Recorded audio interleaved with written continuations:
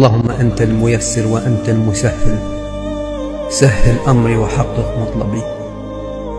اللهم لا تبتليني بمن أحب بعدا ولا فقدا ولا حزنا.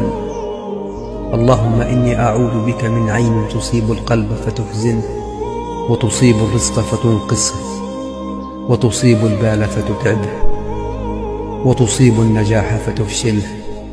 اللهم أخرجني من أشد الضيق إلى أوسع الفرج.